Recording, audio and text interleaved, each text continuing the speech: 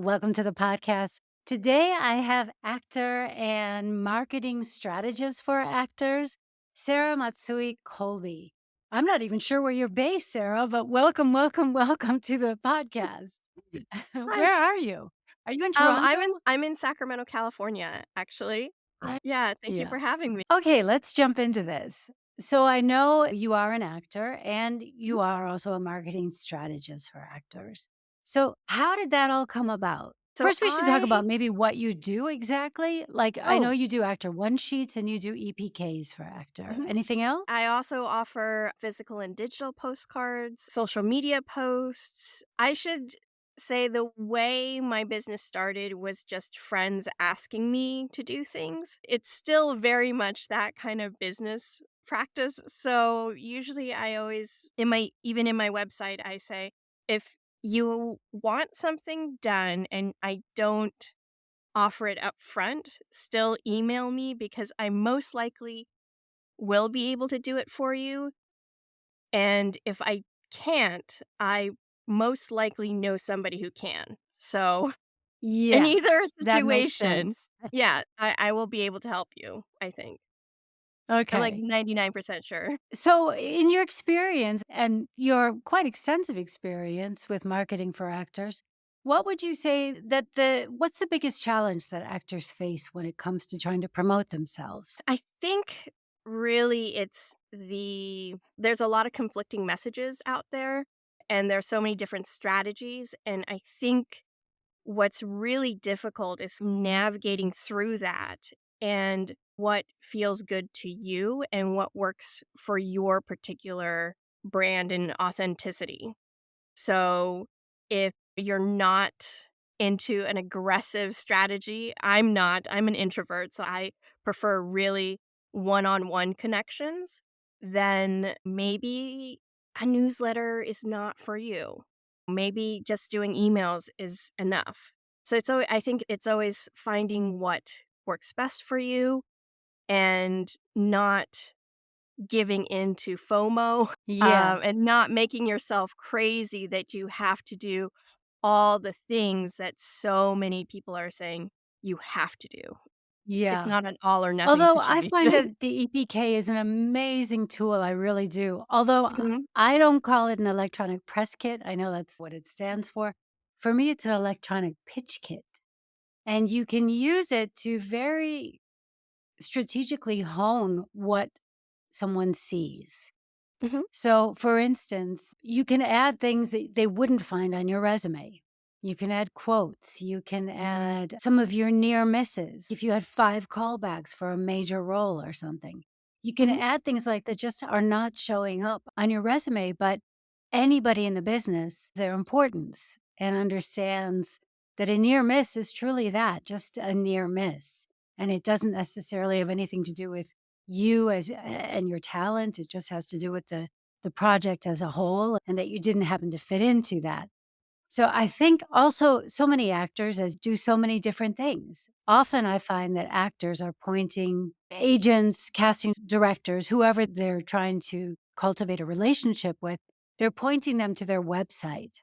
And personally, I think that can be a mistake because people are naturally curious, for one. So they're going to start clicking around. And you may have, maybe you're also a dancer or a singer, or maybe you do graphic design on the side, or maybe you're a stunt person. Whatever it is, and all of these are people that I know and who have these extra things. I'm a podcaster as well, in addition to being an actor. mhm. So I think when people start clicking around, not to say that they'll get the wrong impression, but they don't get a laser focused impression. And I think that can be really powerful for a first impression. Mhm. And that's why I believe in honing an electronic pitch kit to be laser focused in that sense. And I know, your work is beautiful, which is why I invited you Thank on the you. podcast. Yeah, it really is. And so I know most of the EPKs that you do and the one sheets you do are really more like a press kit. It's something that you would send out for PR or send out to possibly include in a cover letter to an agent, something like that. How do you see that?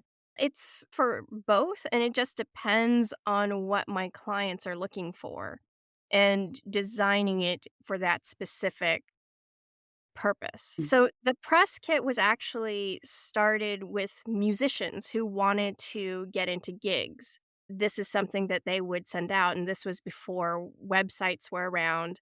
So they would have include things like tour dates and stuff. And then that moved into the one spread web page where it's just one page and you just keep scrolling down, but I agree, having this tool is very versatile, so you can create it so it is general, that it could go out to the press, it could go out to an agent that you're trying to get their interest. But, whether it's a I call it a press kit because that's what most people know it as. Yeah. So, No, this is just I have to but preface that by saying this is a term I use for the people I coach. oh, I gotcha. And Yeah.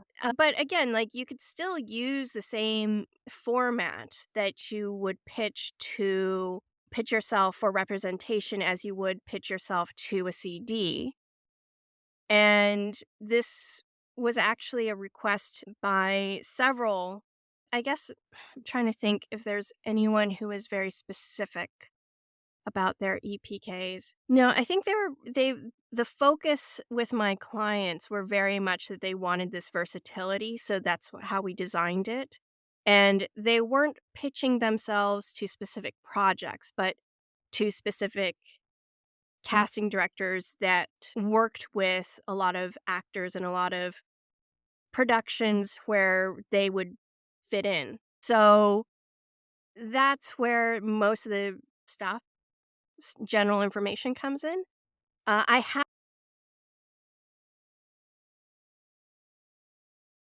had Mhm. a few clients who wanted to be able to piece their EPK together in different ways. So we would create different pages that they can later mix and match on their own. So, one thing that is very different between myself and most other designers is that I like to design in Canva so that my clients have more control over their designs after I make it. Yeah. Yeah. So that if Which I they think could do. also be it has pros and cons, right? Because as soon as you start fooling around with for me anyway, I know, like, as soon Mhm, as you get a template and you start fooling around with the colors, you're like, "Oh, I like this shade of blue instead of this shade of blue, but this shade of blue has more green elements to it, so it doesn't necessarily then go with that shade of orange anymore, which has more red tones." You know what I'm saying? mhm, So mhm. it can be a tricky thing if you don't have a good eye, or they wanna use one particular font, but you chose that font because it goes well in the family of fonts that you chose. And I think we can get really caught up in all that stuff as well. We certainly can, but I always make sure that I use colors and fonts that my clients have signed off on, that we both agree that these are the Okay, colors so you that that are with their before. brand, that Yeah. go with their brand and go with their vibe, because that's what design really is. Design should have either a message, I guess you could say both, that you want it to have a message and you want it to evoke a feeling, and that's art in general, right? You want it to elicit some kind of emotion, some sort of feeling, hopefully get your message across. And part of that will be about color and also about font. So, Yeah. when I talk to my clients, we always have about a 30-minute design consultation. And during that consult, we definitely talk about, like, what their goals are, what is their ultimate goal as an artist is, like, is that. Do they come with you with a tagline, or do you help them with that, or Oh, I am on the fence about taglines. I don't think it's necessary. What is necessary is that you know exactly who you are and who you are, where you wanna go, and what sort of emotions you want people to feel when they think of you. Yeah. And you can think of this in terms of any actor, a celebrity actor. You don't have to say the title of their movie or their show, You can just say, "Hey, do you wanna see a Denzel Washington action movie or a Keanu Reeves action movie?" You definitely know exactly what kind of action movie you're gonna get between the 2, right? They Although have it's a interesting you certain chose quality those and 2 because those are feeling. 2 men who I find both show a lot of vulnerability. Yes, they're very different, but they do have that in common, where they have a big streak where I wouldn't say Tom Cruise is a very vulnerable man, right? Or who Right. else is another big action? Liam Neeson isn't necessarily vulnerable, but Keanu Reeves and Denzel Washington both have some vulnerability to them. You Do, think? but I do, but it's still very different, I think. Yeah, it is, If absolutely. right? Yeah, So yeah. even if they are similar, they're different enough Sure, in yeah, the type of films that they're going to create.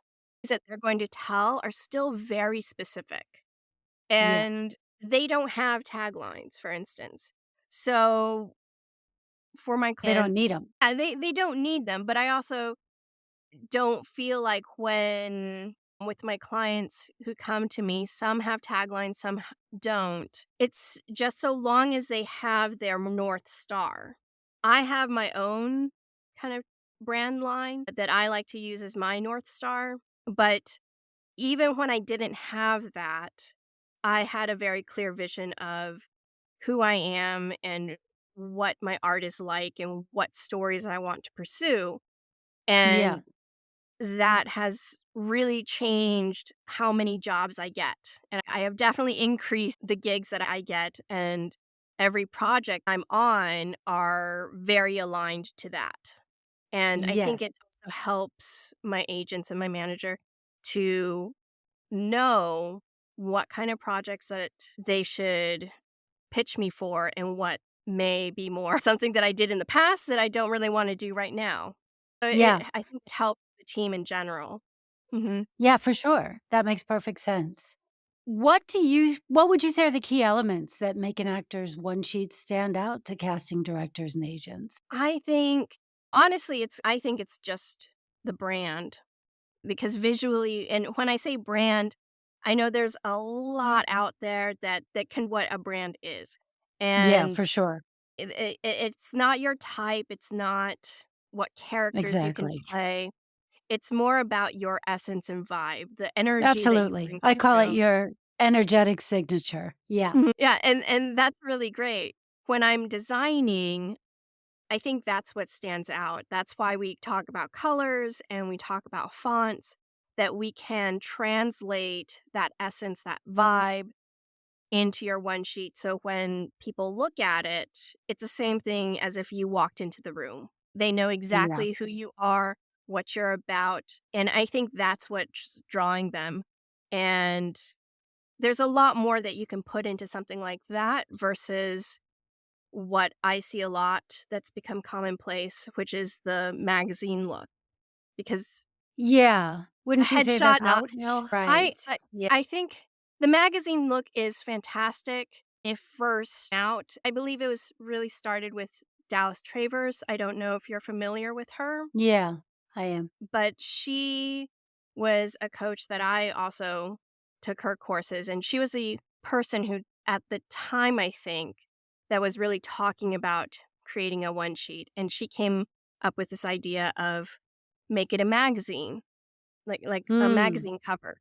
But what a lot of people forget from what she said is that you still have to make this cover vibe. So you can't just say, Right. "Oh, I'm gonna just put this headshot in and then make the font like this and blah blah blah."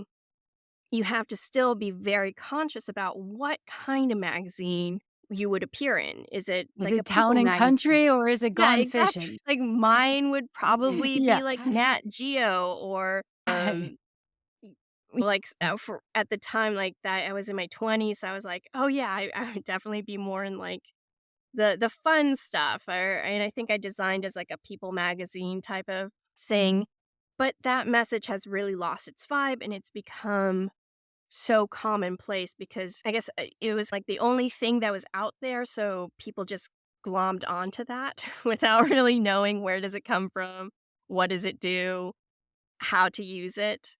And I feel that my method, my way can show a little bit more dimension for who you are because, again, magazines and headshots don't always go well together. I think I've only had 2 clients whose headshots were shot in a way that could look editorial. But Yeah, again, a headshot is not an editorial shot. That's so different that it's yeah, hard to make a magazine cover from yeah, that. yeah, sure. Yeah.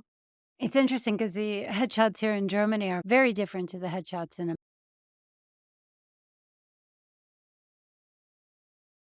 I'd Mm, be curious to see what you could do with some of the headshots here. You may get some clients from this. I would be happy to make a Yeah. magazine cover Y if there are more editorial shots, yeah, for sure. yeah, yeah. I think that there's a sort of a trap with calling it a magazine cover, and that's your Mhm. ego, right? Yeah. And Yeah. wanting to look beautiful for this magazine cover when while everybody wants to look their best, that is not necessarily what is going to sell the best for you as an actor.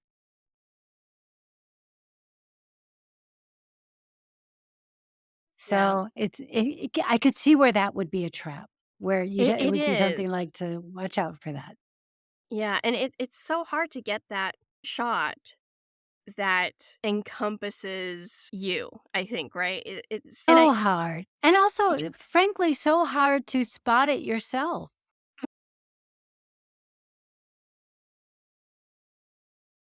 I always find it really interesting. My son is working with me a lot at the moment, and Mhm, he is choosing a lot of my headshots and my actor shots and my behind the scenes shots, and he's doing it. And I think mhm. it's so interesting the shots that he chooses. That not necessarily stuff that I would choose. Not that I don't like the pictures, but it's they're just not necessarily stuff that I would choose. But I think it's really interesting because I think probably if anybody on this earth knows me, it's him, right? He knows me better Mhm. than I would say even my husband. So he's an adult, my child. He's not a child, he's an adult. He's just turned 27. So, I don't know that I that would have been the case 10 years ago, but now he definitely knows me. We have really adult conversations about feelings and his feelings with his partner and his all of that. And I just find it I find it really necessary to get that outside perspective not only from people who know you, because it's one thing to know you personally, which is great and it's important, but it's also really important to understand what you are aiming for as an actor, what your genres are, what your goals are, and how that aligns with that aspect of you that you would like to share with the world, right? Mhm. There are some aspects of myself that I keep private to a certain extent. There may be roles that I would show them for, but it's not something I'd be walking around wearing it on my sleeve with. So, Yes. yeah, do you have any suggestions for people to step back and see themselves a little bit more objectively? Or is that just one of those conundrums? I don't think so. I think it's for me, it was really about figuring out what do I value as a person? And what are the stories I want to tell? What really attracts me to certain roles versus other roles? And this will change for sure because I was going through my own growing pains and I'm going through my own rebranding, so to speak, because I'm a very so much has happened in my life since of course we had and I think this might be for a lot of people right now because we've had a lot of stuff. We had a global pandemic. We had the SAG after strike. We have all kinds of strikes going on. And I'm sure some of us, myself included, have lost family members, dear friends. So much has gone on that, at least for me, I am not the same artist as I was in my 20s when I was Yeah. first starting out. And the stories that I want to tell have definitely shifted. My values have shifted. I think it's gotten clearer now. But because of that and knowing exactly what it is that what stories that I want to tell, that really shaped myself as an artist and also as a person. And I think with my clients, the biggest question part of what I always do in our meetings is that I always ask them, "What is the story that you ultimately want to tell? What is the Yeah, so story important. that you want to be known for?" And that's something that a lot of my clients have no idea. Yes. They a Oh, lot yeah, of I them, find that all the you time. know, Yeah. a lot of them are very much kind of spaghetti throwers. They're like, "Oh, I'll take anything." When I was first starting out, I was very Not much no like, not realizing that's such a huge mistake because "Yes, when you're yeah, when you're a spaghetti thrower, as you say, it's confusing, right? "Oh, I can do right, this, and I can do that, and I can play vulnerable, and I can play true." strong, and I can play that," and it's sure you can. We know that you're a human being with all of these emotions and all of these facets, but your energy is not your first impression energy, right? And, Mhm. there are many layers to that. It comes across as something very specific.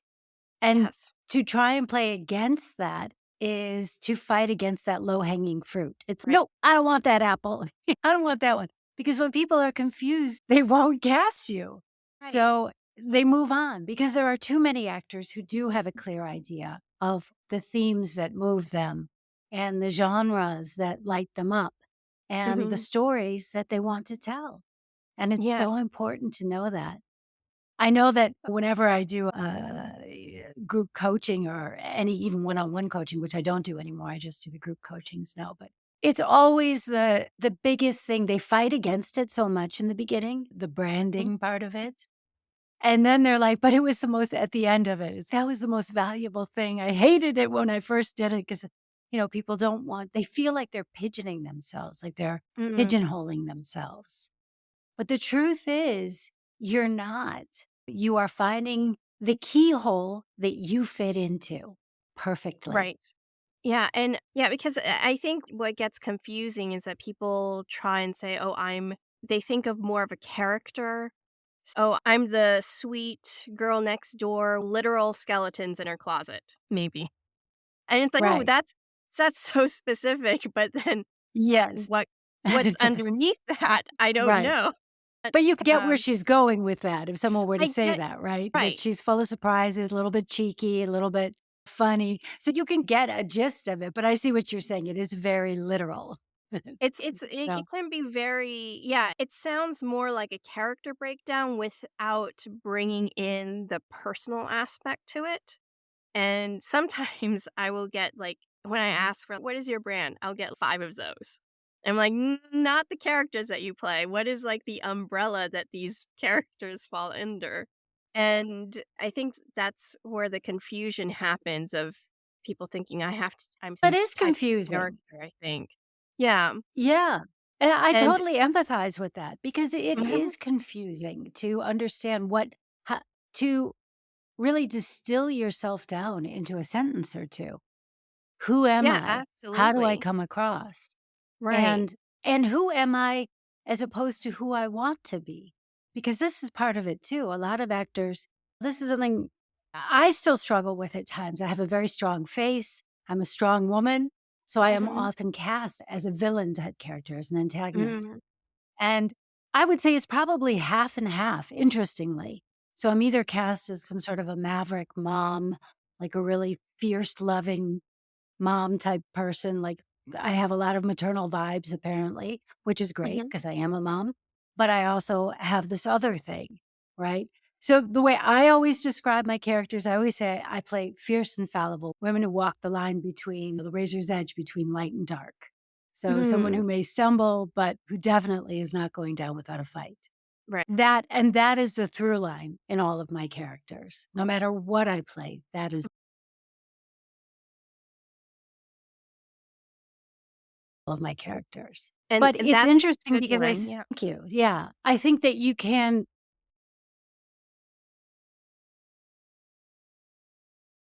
I've had these conversations not only with myself, and I do talk to myself, but with other actors who they're like, "But I wanna play the hero. I don't wanna always play the bad guy, or I don't Mhm. always wanna play the nice guy. I wanna play someone with a little bit of a bite, a little bit of an edge." Mhm. Mhm. And it's you may be that person, but that's not what's coming across. So you may Mhm. be the nicest guy in the world, the most loving father and husband and true and loyal and all of that. But honestly, if I were to meet you in a dark alley, I would think you're going to slit my throat. And that's what's coming across, right? And people, it's hard not to take that personally, but we can't do it as actors. You have to separate your again, your ego from your Mhm. energetic signature. Yeah, that's really interesting that you mentioned the energetic signature because I have a lot of clients who they'd say, "I'm the funny, quirky gal," or "I'm the bubbly, bouncing off the walls person." And but then we'll come in our meeting, they are so subdued. I'm like, "The energy that you're bringing to this room is so not the vibe that I'm That you getting." would like me to think it is, Yeah. right. Then I would Yeah. also and I always check everything about my clients before we sign up. So I will check your reels, I will check your social media. What is it that you're putting out there so that I can get a better idea of what kind of vibe we want to go with. And sometimes it's very different from what my client wants. And Yeah. another What do thing that you do in that situation, Sarah? Because I imagine that's pretty hard. it Yeah. it is very hard. At the end of the day, I feel like my client, if it's what my client really wants, we will go with it. But Really? for me as Wow, a okay. designer, Yeah. it's so hard. It's so hard, and I've definitely, Yeah. 'Cause in a you sense, you're know doing them they don't realize it. They think that you're going Yeah. there's an actress I know, I won't mention her name, but she recently had some amazing pictures done. Mhm, Amazing. Just so fabulous, and she's bam, just really mhm. but if you meet her in real life, that is not her. Oh, And if I I were actually no. yeah. Sorry, I didn't mean to cut you off. No, it's totally fine. So I think we all have experienced actors like that who either take really crappy Mhm, pictures and you're like, wow, these pictures just don't do you justice. Or they just have had an amazing photographer and they felt amazing that day and it was just a fluke. And mhm, because mhm, when you meet them in real life, they're like a drip, a drag. But in their pictures, they're just like so dynamic and sexy and mhm, powerful and mhm, confident. And it's wow. And of course, you want to see yourself like that. Of course, you do. But it's mhm. not, I think Right. those are the pictures that you have to put up on your living room wall or in your bathroom or whatever it is, somewhere where it makes you feel good to see them and say, is it more important that I feel this way when I look at this picture, or Mhm. is it more important for me to work? Right. Because if it's more Uh, important for me to work, then I need to get pictures that represent who I am energetically. exactly. And I was one of those people, and I can share my story because I didn't real this was still my journey of trying to figure out what the heck is marketing and branding and all this. Yeah, of course, we all And have been through that. I was at a local workshop. They brought in a she was a wonderful woman. I really enjoyed working with her, but she's never worked with actors. She was really more of a small business owner, fashion/brand. So I wanted to look really chic and just total badass, which is definitely not who I am or what I do as an artist. It's not Those are not the stories that I'm actually interested in. But at that time, it was my early 20s. I was very much, "Oh, yeah, I want to be leather jacket girl." And so I worked with her and got these fabulous headshots with not headshot photographer, but an editorial photographer that Mm. we could, like, crop down into some headshots. And then I was so proud of these. I was like, "Yes, I look amazing." And I do, I look fabulous. And I went to my first LA showcase workshop over at Next Level, and I was so disappointed because when I audit you know, I it was a because it was a workshop, we all got turns bringing in our stuff, and so I did my scene work, and every agent was like, You did great work, but this headshot, we're expecting someone who's sporty and Oh, more edgy, and okay. you're coming Yeah, in and yeah. you are not what we are expecting. You need new headshots because this is not you. If you came in here and this was an actual audition, you would be taken off our list quick." Yeah, I and was the like, reason is "Oh, because no." they would know immediately that you didn't understand who you were as an actor. Right. Yeah, and then it would Yeah. also yeah, and they also said and then we would also have to talk to your agent if they sent us this Oh, headshot. no. Wow, No, okay. no, it was, like, That's that bad. wow. Well, That that was was how lucky much then that you went to a workshop and had yes, that it was feedback, and that was it was right. actually great that they gave it to you because It that's was. probably one of those things where you wouldn't normally get it. They would just go, Yeah. cylindrical bin," and there you go. No, So so what no, I was gonna ask, do you have any specific advice that you give actors when you are trying to help them define their brand? yes. So I have that I think has really gotten many of my clients to really think about their who are they really as a person and as an artist is whenever they give me a list of directors or shows they want to be in, then I ask them the question, okay, who would you be in this show? So I know, for instance, this is one that I get a lot. A lot of people want to be in Wednesday, right? The Tim Burton Wednesday season 2 or season 3. And I love Tim Burton movies and I love that show as well. But when I ask them, let's seriously think about this. Who would you play? And sometimes I do want to play like a Wednesday Adams character. But I'm like, you are way too bubbly. You are more, Too old. uh, Yeah, yeah, or yeah, like you're too yeah, old, or you're too. It's honestly seriously thinking about this. Where would you fit in? Would you play a teacher? Would you play a student? Would you play? mm, And then they would realize their answer is, I actually don't know how I fit in. And I say, mm, that's where you have to start. You have to seriously, you can love a project, you can love a certain stories, but if you can't see yourself really in there, it's okay to maybe let that go and find something and ask yourself, what is it that attracts you to this particular project? Is it the storyline? Is it the something else, maybe the artistry? And then come up with what would your story be, if that kind of makes sense. So, okay, I say think so, I do yeah. if you love Tim Burton, what is it about Tim Burton films or shows that you like?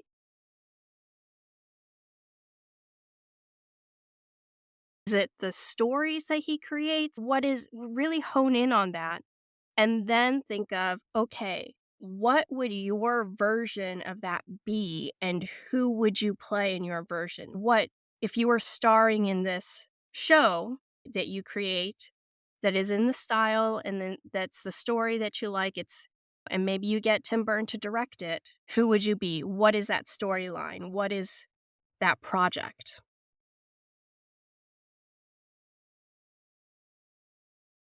When I think my clients start to shift and they Mhm. realize things like, "Oh, I like the story of the myth that Tim Burton does. I really resonate with Yeah. that." So then, okay, if it's my story, then I'm going to have XYZ. And they come up with a different idea. They start thinking more. And from there we piece together a design of, okay, great. We want something that's a little bit off, maybe. So maybe we might do something like asymmetrical rather than symmetry.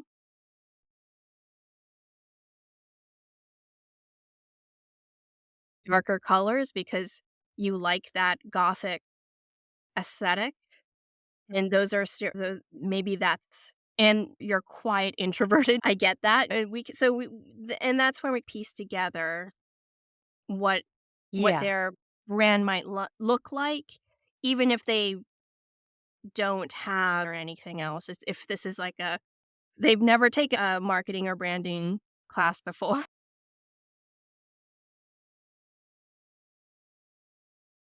Yeah. That's how I approach it, and Yeah, we 'cause it work with truly is, that. 'cause I would say 90% of actors think that branding is all about typecasting, and it couldn't be further from the truth. Right. So, yeah, it's confusing, I get it, I really do, and I empathize with that struggle of trying to distill who you are down into something that you can that's basically Yeah, what it is. It's, "This is what I have to offer, do you want it? right. This is who I am." In a sense, because acting has also changed so much over the years. It's more essential now than ever to be authentic. Nobody's looking for you to be acting, they want you to be authentic. So it's all about who you are. So Yeah. interesting. I could Mm. talk about this for hours. Let me just make sure I didn't run over any of the questions I wanted to ask you. Yeah, I know.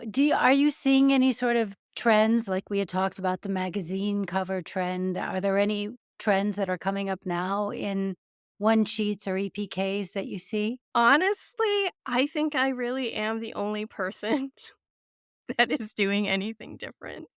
Get that and I say this because this is what I'm always told from any new client that comes to me. They say, "I've never seen anything like this. This is so different." And that's why they want to work with me. So I You have a know. great eye. You really do, Thank you Sarah. so Your stuff is much. beautiful. Yeah. So No, it in really terms is. of, yeah, Yeah. I do think that in general, the trend is becoming more about figuring out who you are. I think that's the shift that I'm starting to see. I'm starting to see more clients who are more sure of themselves and sure of the direction they want to go in. Mm. I wanted to just mention this to distinguish between, again, typecasting versus branding. I read this somewhere and I loved this explanation that typecasting is other people telling you what your story should be,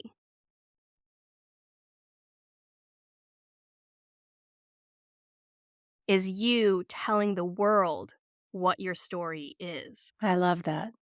And Yeah, I think that's and that's what I do. And I think that's the shift in marketing,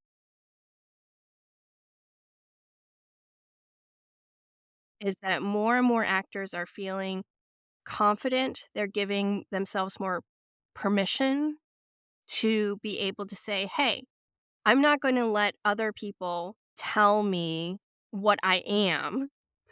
I'm going to let them know who I actually am. I'm not a yes. generic face. I'm not going to be stereotyped."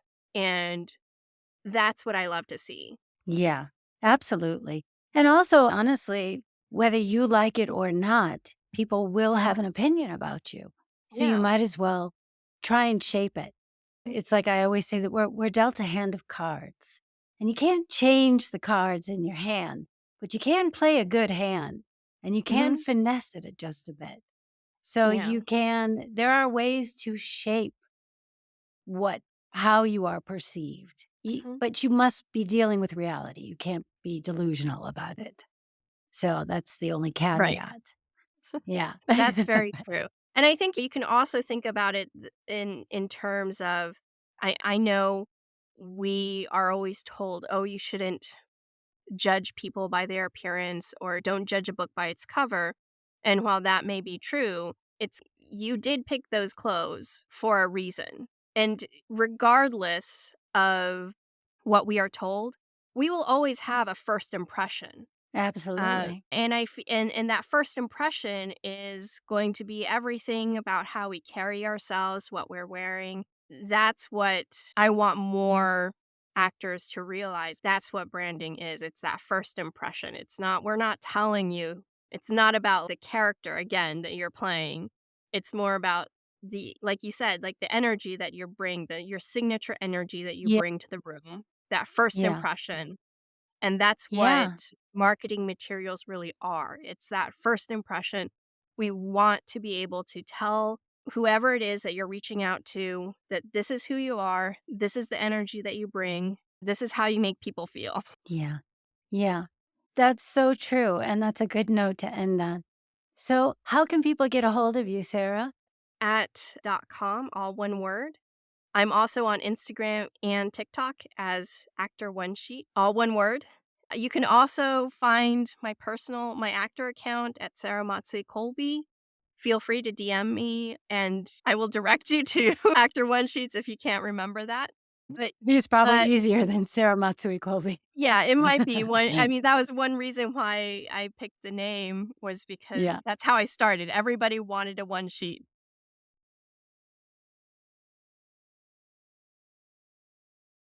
They loved my one Right. sheet. They wanted me to Yeah. design theirs, so we kept that name. So I lied. I have one more question for you. Yeah, sure. So the Mhm, name of the podcast is Act Bold. Can you mhm. tell me about a time in your life when you acted boldly and what happened? That's a good question. I guess the first thing that comes to mind is that when I really took control of my marketing and my branding, and I figured out who I was, what I wanted to, the stories that I wanted to tell, I got really great headshots done. I was taking action, and I did the scariest thing, which was to send a postcard to the casting office of Superstore, and I got an audition. And Fantastic. I thought this was so impossible because I've heard so many people saying like, postcards don't work and, "Oh, you need an LA agent," and XYZ, that will never happen. You can't do that. You can't send mail to a casting office. You can't reach out.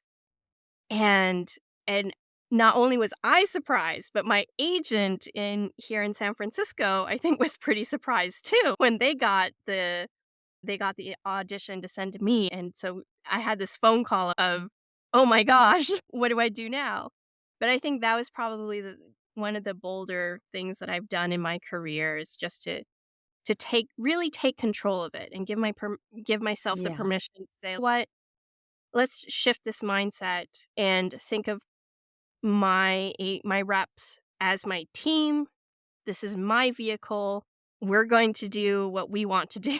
We're going to tell the stories that we want to tell." And and I think that was a very empowering moment, and that's something that I always want to share with my clients, that to give them that feeling of confidence that I had to take Yes. action. And you know what? What I love about that is you took Mhm. action in spite of being afraid and Yeah. before you were ready, right? So you weren't Mhm. living in LA. You No. you Gosh, no. you did it, right? So there were all these reasons why you shouldn't have done it, but you did it Mhm. anyway. And so what I'm always telling my clients is get comfortable with being uncomfortable. So you were getting Yeah. comfortable with being uncomfortable. And when you do that, you find out what scared you yesterday doesn't scare you today. So Yeah. I have these mantras that I say over and over. The other one is imperfect action. That was just taking Mhm. imperfect action, right? Just do Oh it. gosh, Just do it. absolutely. It But was I wait, I think it think was so imperfect. yeah, but it was perfectly imperfect, right? Right, People exactly. wait for the perfect moment, the perfect reel, the perfect headshots. They're waiting. No, just Mhm, do it. mhm. You can always reiterate at a later time. You can always Yeah, get new headshots. You can always redo your reel. You can always we are evolving. Nobody's set in stone. So this is just do it because it's the doing that gives you confidence, not yes, the waiting to 100%. get the stuff to give you the confidence. Yeah. On that note, thank you so much for coming on the podcast, Sarah. This has been an absolute pleasure. No, well, thank you so much for having me. Yeah, absolutely. So I'll make sure to put all of your details in the show notes. Mhm. And until next time, my lovely viewers and listeners, you stay your bold and beautiful selves, and we will see you next week.